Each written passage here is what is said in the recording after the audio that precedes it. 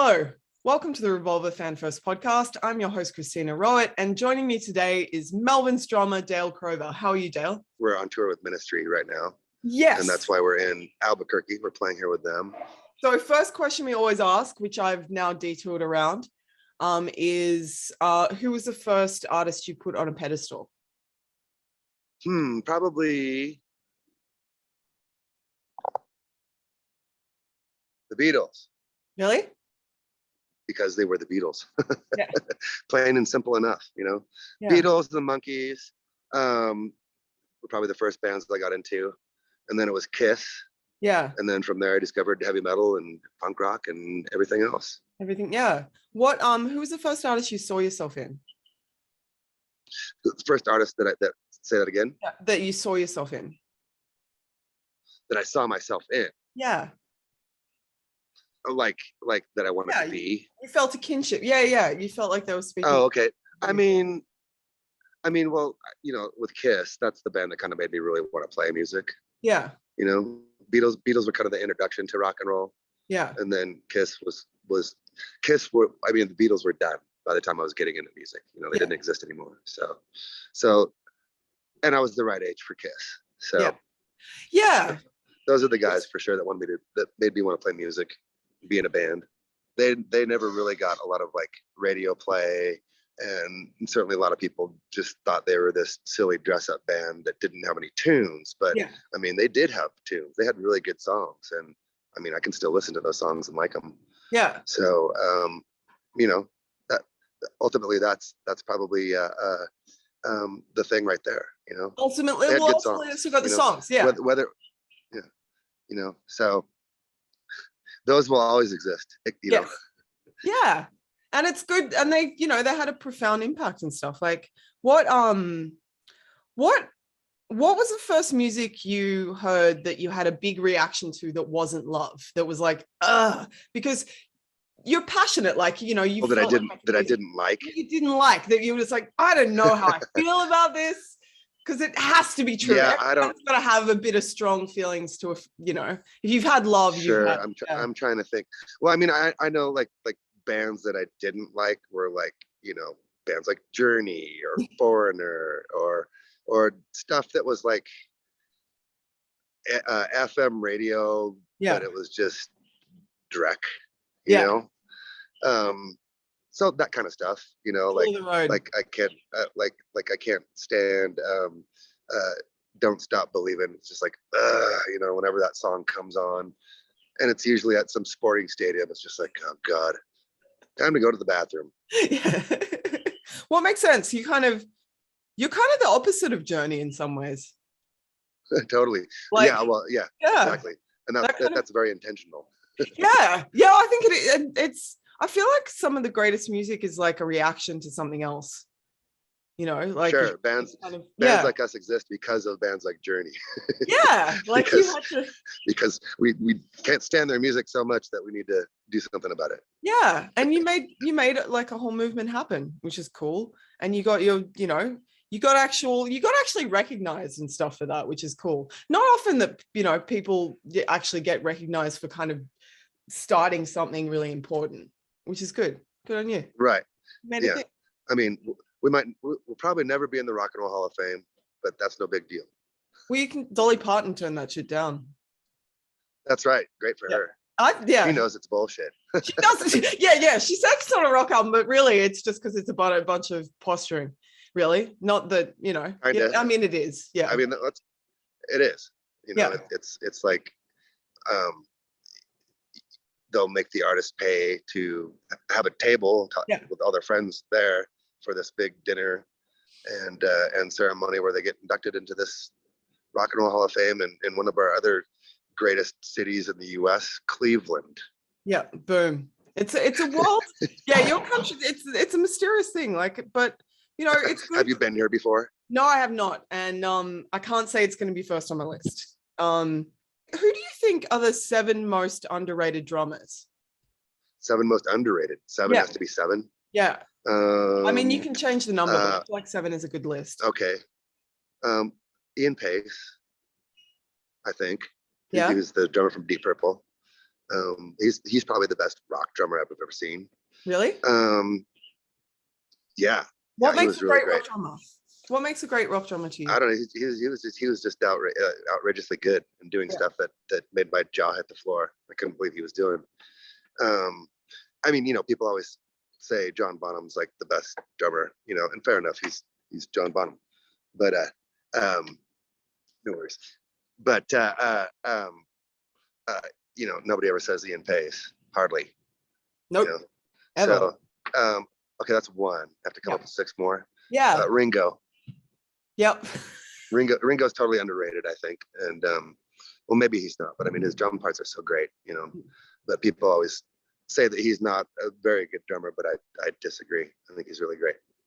And then Charlie Watts too, Yeah.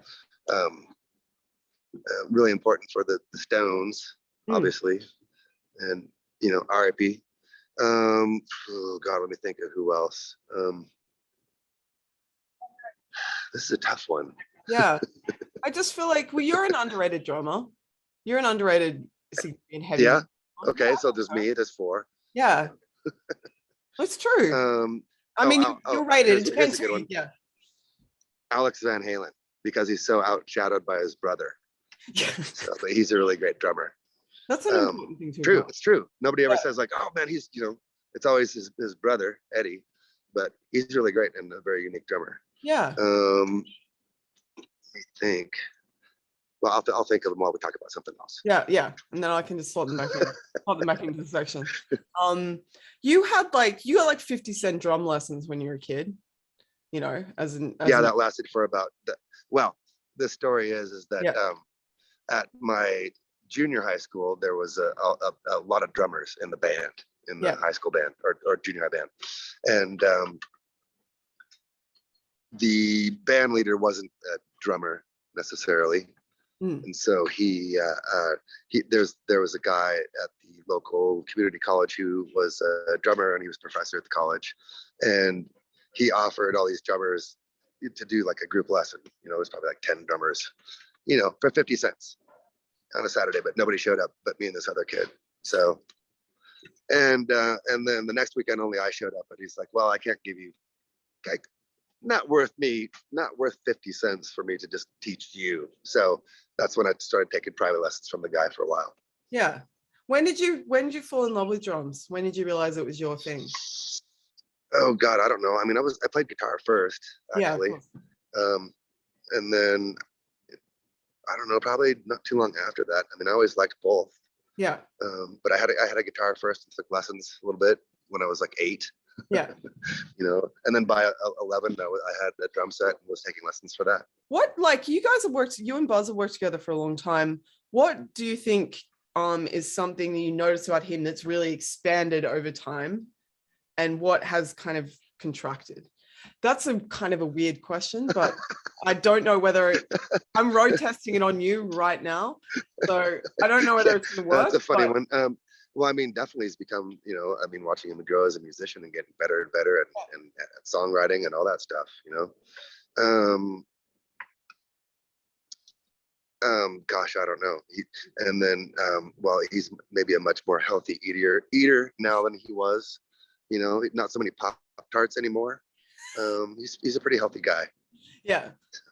Yeah. Honestly. And yes. And he is a good golfer. Yeah, well, he really is. How do you think he's very passionate about things, Yeah. There's things that he gets very passionate about, like, or if he's into something, it's not just halfway, it's fully. Yeah. What are 5 songs you wish you wrote? 5 songs I wish that I wrote. Yeah. Let me think. It's got to be something really big that made a lot of money. Yeah. God, I don't know why I feel so put on the spot by this. Nobody's ever asked that. That's a good question. Yeah. Well, okay, I'll say Foxy Lady by Jimi Hendrix. Let me think. 7 Nation Army by White Stripes. Dude. And We Will Rock You by Queen, because those have got to make a ton of money. Yeah. Let me think, what else? Happy Birthday. And one more, right? Oh, Okie from Muskogee. yeah. There you go. That's a solid list, man. Like, yeah, I'm. Those are good choices. You would. That would have been a nice life that you've set up with those 5 songs. I think. I make a lot of money off those. If Yeah, I was wrote gonna those say, 5 like, songs, you I really wouldn't be here. I'd be home right now. I'd be golf tired. the diamond. Yeah. What yeah, I mean, like, the whole concept of humor in rock and roll, right? Like, okay, that Beach Boys cover is hilarious. Oh, right. That's the beginning of the last album. It's just great. It's like the procrastinator's anthem. I fuck around. It's great. Yeah, I know. It's like, well, we're really good at having like stupid ideas come to fruition, and that was one that we had for a long time. But yeah, I mean, we are called the Melvins, so you gotta expect, there's a little humor in our thing. There's a bit of ridiculousness. Well, what was the first like rock myth or legend that you heard about that kind of made you laugh? Say that again. Rock what? Like rock myth or legend. Myth like or legend? Crazy ass story you heard that you were like, what is that even real? Oh, probably the Rod Stewart one. Which one? Which one? You don't know the Rod Stewart one? No, tell me. Oh, the Rod Stewart myth was that he had swallowed so much cum that he had to have his stomach pumped. What if that's true? It probably isn't. I mean, it's yeah. You heard that one before? You heard that one before? And then, how about the Stevie Nicks one? Do you know the Stevie Nicks one? Which one? Oh, the nose thing, or that's real? The up the butt. No. The cocaine butt. No. You never heard that one? No. This is education. Yeah. Thank you. Oh wow, yeah. That supposedly that she had snorted too much, and her nose is all fucked up. That she had like somebody blow it up her butt. That makes sense. I mean, yeah. Well, her nose is pretty messed up. Well, I mean, good on her. What is I saw some meme that said like, okay, I can't snort it, and I don't want to shoot it. So how about I have somebody blow it up my butt for me? That's true. What's your stance on drugs and rock and roll? Do they go together? What? Not always. I mean, not too much. No. Drugs and rock and roll. Yeah, I don't like. Not really. Psychedelics, maybe. Yeah, maybe. I mean, yeah, I don't know. I mean, yeah, I couldn't do it and play, But I mean, and then there's the dying thing too. Yeah, I've known a lot of people that have died from the drug part. Yeah, you came of age in a fairly heady time for rock and roll and hedonism, if you will. Like, what do you think? But then Keith Richards is still kicking, so Keith Richards is an anomaly. Yeah, I think it's his Englishness. I don't know. Like, I think the rest of us, there's some sort of Englishness that saves it. Well, what did like falling in love with punk rock do to your love of like heavy metal? How did you reconcile? Like, obviously you're at like the Melvins is an intersection of heavy music, right? Like, and yeah. I mean, I guess I was kind of the heavy metal guy, kid when I, and then these guys learned to me about the punk rock stuff. Yeah, they broke you down. Yeah, I got bombarded with about 100 bands that I never heard of before. Going, check this out. Oh, this is really cool. Sick. I'm finally catching up. Yeah, do you feel like? Shirt you're wearing? Pardon? Is that a Warrior shirt you're wearing? That is a Warrior shirt I'm wearing. That is one of the finest films of all time. Come out to play, eh? Right. Yeah. There's a Melvin shirt that's a take on the Baseball Furies. Oh, dude, I want to find that. It exists. It's a good one. It's online. It's solid. Yeah. What are you working? Well, what are you working on right now? Or are you guys just in tour? Just touring. Yeah. We got this tour, and then we're about to announce an upcoming U.S. tour. It's exciting. Any day now. So yeah, basically just getting back to playing a bunch right now. Yeah. And then there's a new record coming out, but I don't know when, since things are backed up. Yeah. But there's something fairly soon. Cool. What's the vibe? What's the vibe? Yeah. I'll just say it's a bad mood. It's a bad mood. I want to hear a Bad Moon. Yeah. You'll get it later. Yeah. There's a little teaser. What do you listen to? What do you listen to when you're in a bad mood?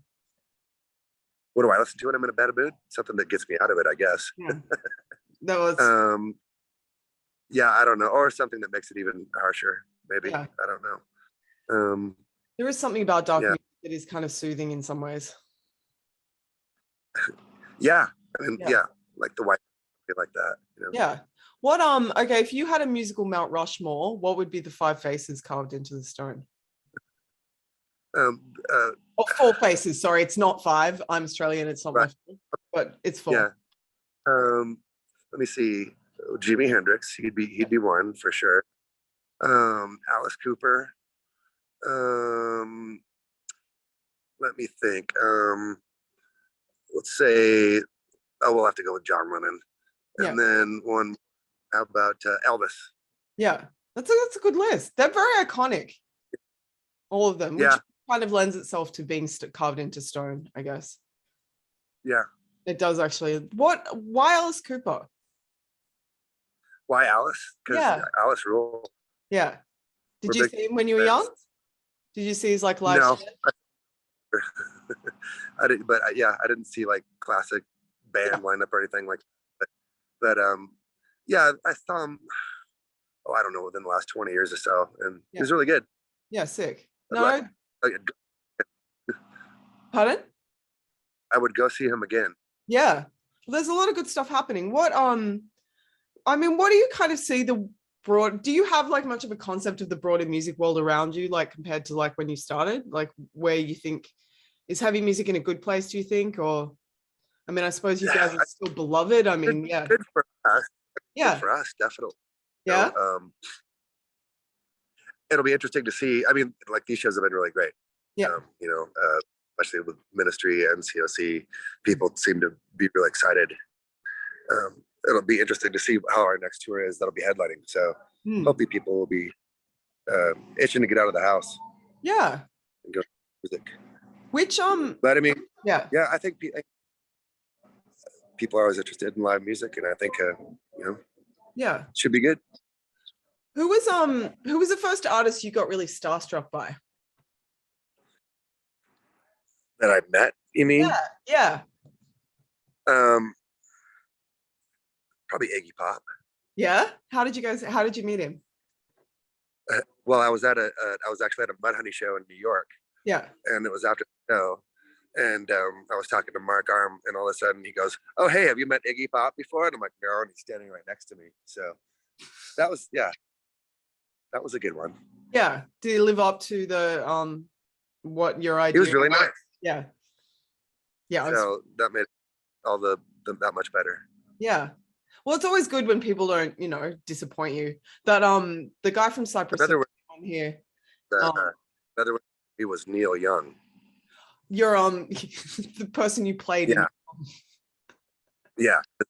Well, I am a big Neil Young fan, and so me very strange because I was dressed just like him when I met him. How did you meet? Well, it was his video, so he. Oh well, obviously. I don't know. That right. You might have met him beforehand. I don't know. Yeah. No, I was cast as him, so I met him on the set of his video. Yeah, that makes sense. You could have met him earlier. It's possible. It's conceivable. It's 100%. What are the 5 Melvin songs you're most proud of writing? Well, I've only written about 2, but sorry, playing on writing. Yeah, like you know what I mean. As a band, yeah. As a band, I know. Yeah. I mean, I think. It changes all the time, but I'd say Night Goats, and probably Honey Bucket. Yeah. God damn, there's so many that and then I'm drawing a blank because I don't know any of the songs. It goes right off my head, top of my head. Those 2 songs. They're 2 good songs. Like, let me think. Skin Horse is a good one. I really like that song a lot. I thought that was a great song. and probably the song on Lysol. It's like 2 songs, but it's the opening of that record. It's like what's actually not called Lysol. It's called Melvins. But there's no song titles on that, but the songs are actually called Hung Bunny and Roman Dog Bird. They're some of my favorite tunes. You picked good. Oh, good. You picked good. What you've got the 30th anniversary of Houdini next year, which is pretty nuts. You should do something with that. Yeah. I guess I didn't realize it because we were looking at it more like it was our 40th anniversary. Yeah. Oh yeah. Well. So we'll do something for that. Yeah. What are you gonna do? Some shows, I'm sure. Yeah, that makes sense. We'll make a big to-do out of it. Yeah. You know, why not? Totally. What would we be surprised about the making of that album? That album is still like some of your most beloved stuff, like obviously. Yeah. What would be like we'd be surprised about? Obviously, you know, you had Kurt Cobain on it and all that, like producing and stuff. And surprised about it.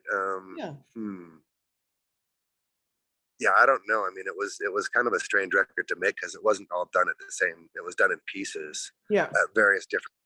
So it you know, we didn't go in with one idea. Yeah. You know, we had several, and then things changed over time as well. So yeah. So yeah, hard to say really, other than I remember we were mixing the record at this place called Prairie Sun, and Pat Travers was there, if you know who Pat Travers is. and he was listening to us mix, and he gave us compliments. So that was a weird one. Yeah. Boom Boom by Pat Travers. There you go. What you've like you worked with like some front people like Buzz is, you know, Buzz is an experience. Well, yeah, I've come to the conclusion that he's not from here. Yeah. Buzz, yeah. So where, I don't know, but not here. No. So yeah. Yeah. How do you think you've changed each other over time, over 40 years? Yeah. What's changing? How do you think you've changed each other? How do I think we've changed each other? Yeah. The question. I mean, yeah, I don't know. What's great is we've been able to do this for this long and make a career out of it. You know, from you know, the original idea of it'd be cool to play some shows to, wow, we can actually make a living out of this and have a career and yeah, and it's been damn near 40 years. So that's crazy. Yeah. It just seems crazy to me. It's that was never the plan. Yeah. There was never a plan like that. What was your plan? You had no plan? There was we'd always operated to where, you know, we could be done at any time. So you never know. Yeah. We made it. You're still producing epic amounts of material, and people are still loving it. So that's pretty insane, really. What are the 3 commandments of a Melvin song? What must they contain? What are the commandments? What that a Melvin song must contain? There's only 3. Well, everything is actually in 3s. Yeah. You know, usually things 4 times. You know, and usually there's always some kind of a little, what Buzz will call a hiccup of some kind that will just make something. It's like him taking something that's like a regular riff and adding a little twist to it. So that, and then you know, mostly just hardly anything is in any kind of like standard song format or formula, you know. And he works really hard at that stuff. So yeah, making it not which is interesting, is like debate like that. And it's almost like he can't make it regular. You know, he doesn't know how to really. Yeah. What's the third one? Oh, well, wait, that's that everything is that there's always got to be a hiccup. Yeah. And then the third one, um, I don't know, has to end someplace. It has to end. You gotta, yeah. No, I don't know. Yeah. Has it gotten easier? I suppose it must have. Yeah. I mean, I think that he can come up with riffs all day long. So he probably has enough song ideas to where if he didn't come up with another one, he could probably go back and recycle it, or go back to all the riffs he has on tape or whatever, and records for a long time. Well, what are the 5 songs that changed your life? 5 songs that changed. Yeah. I'm dropping you a bunch of lists here. I hope it's okay, but it's kind of now is this times to like 5 songs. That's 5 songs like of any artist. Yeah. Okay.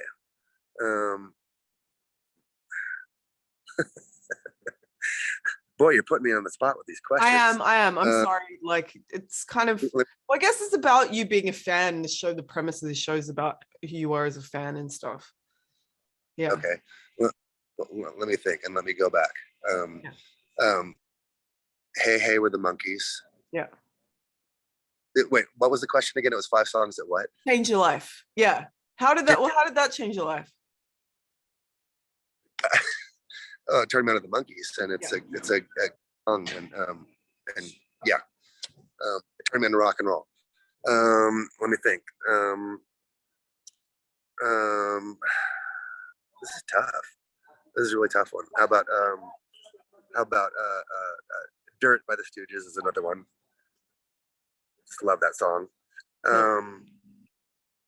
Let me think. That's 2. Jesus Christ, I got to go up 3 more. Yeah, it's true. Yeah. Right. How about I'll put well, I'll have to throw in Rock and Roll All Night by KISS, because that's probably the first song I learned how to play drums on. Sick. And then let me think of what else here. I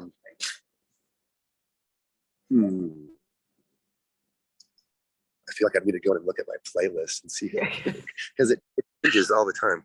How about Into the Void by Black Sabbath? I'll choose that one.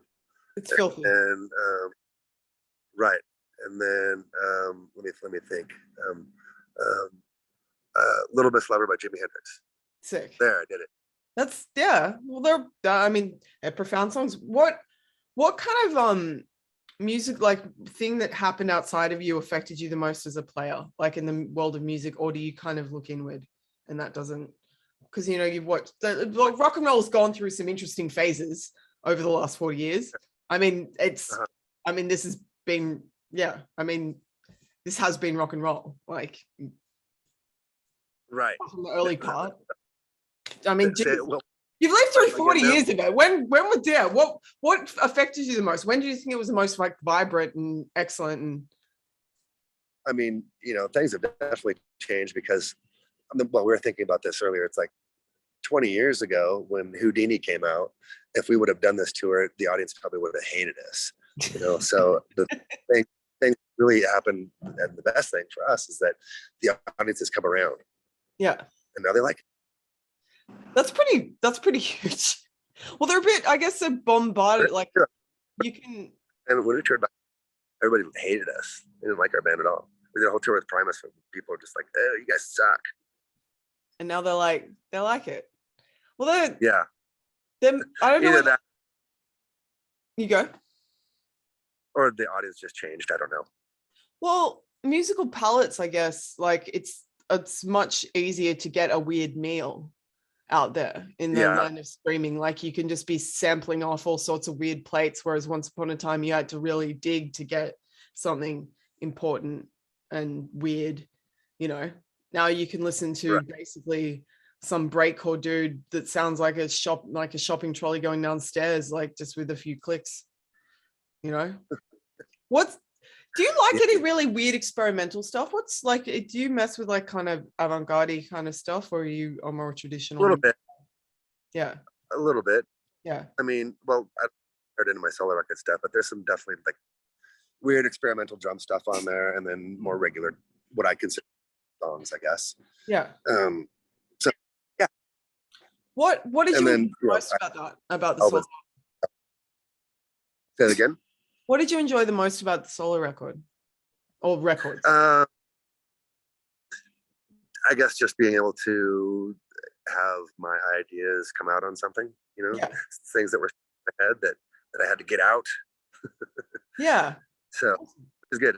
It's kind of like an exorcism, I guess. Yeah. I had to get out of my head. And now my head's completely.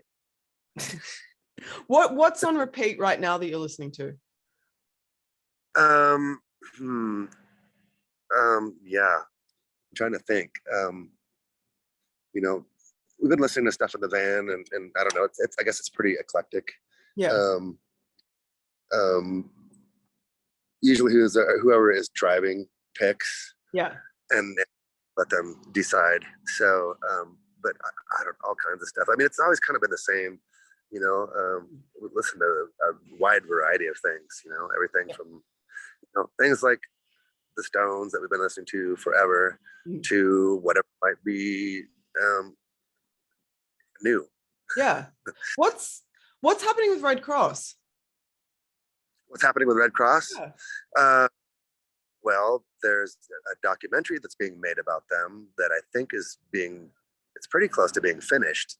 Excellent. So yeah, there's that. And then hopefully next year, they'll be doing stuff. Yeah. And I'll be playing drums. Yeah. Hopefully. So that's the plan. We're hoping that we can maybe do a new record of some sorts. We had plans before the whole pandemic. We were going to go to Europe, and that got canned.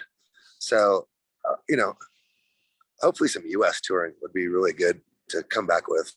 Yeah. So we'll see what happens. Yeah, killer. Well, cool. It's good. I'm glad you guys are back out on the road. I hope you will one day come to Australia again. We haven't had American rock and roll here in a really long time. It's sad. Are you out of country? Are you letting us people into your country yet? I think it's happened. I think we have opened the borders. I think after basically just being monsters and saying you're not allowed for an interminably long time, I'd just like to formally, on behalf of the country, welcome you back. Please come back soon.